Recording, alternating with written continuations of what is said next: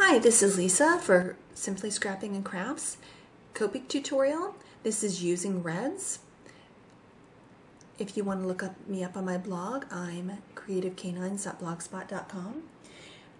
To me, there's two different kinds of red. There's a warm red and a cool red.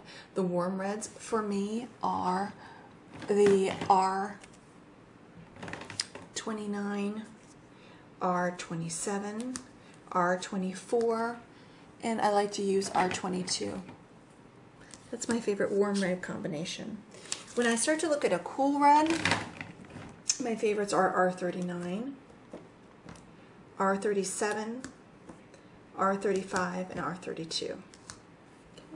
Today we're going to look at another Melgens image. These are cherries, and pretty much unless we do whatever those Rainier cherries from Washington, unless we do those, they're going to be red. I'm going to use this, I think, for my husband's anniversary card. This man loves cherry pie more than anybody in the world. I thought it might be appropriate. And once again, you can see with the Melgens stamps, she gives us shading lines. So this is actually a top overhead light source. Okay. So I'm going to go in with my darkest color, which is the R39. Now, reds are tough. Do you remember how everyone had a hard time with blacks and the blacks go out of the lines and everything? Reds are worse. And a couple suggestions. One, always work on an absorbent surface. So I like to use a mouse pad that I work on all the time. And it is hideous from tons of use. I use it to stamp on, I use it to do my Copic markers on. You may want to put another piece of paper down like I'm doing here. Okay. A little bit more dark here. Alright. The other thing you may want to do is let the color dry a little bit more than you normally would. Here's R37. Now, I'm in Arizona, and in the summertime, I find that I have to work so much more quickly than I do in the wintertime with my markers because the colors dry so quickly. We don't really have humidity here. Maybe before monsoon, but other than that, not so much.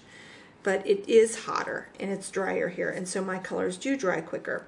You may have a little bit more bleeding outside the lines when you are in a humid environment. My R35.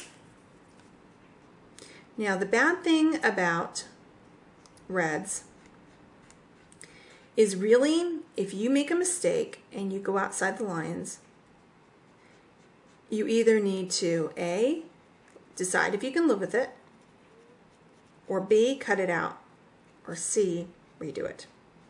Because red, the colorless blender just does not work well with red.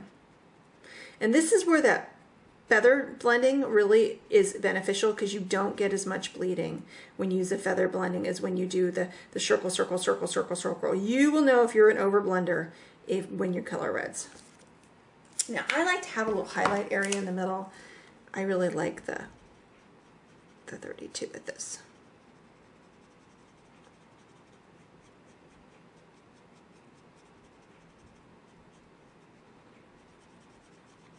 And red is one of the most favorite colors, right? Red's on everything. Also, if you're finding that you're having a little bit of bleeding, you may want to work farther away from the edges of your image.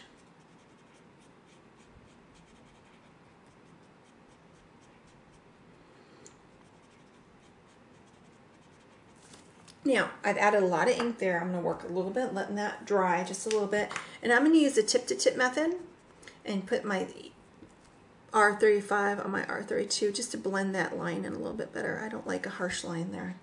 It bugs me. There we go. Makes me feel happy.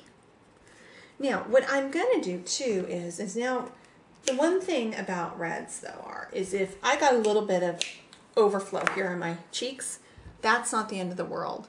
What I'm going to do is I'm going to use my R32 as a cheek color, along with, let's see, my R30, which is a nice lighter color. And then that way they'll all blend together. And you can tell because this isn't over another color, it's a very distinguishably different color, but yet it blends in those mistakes. R30 in here.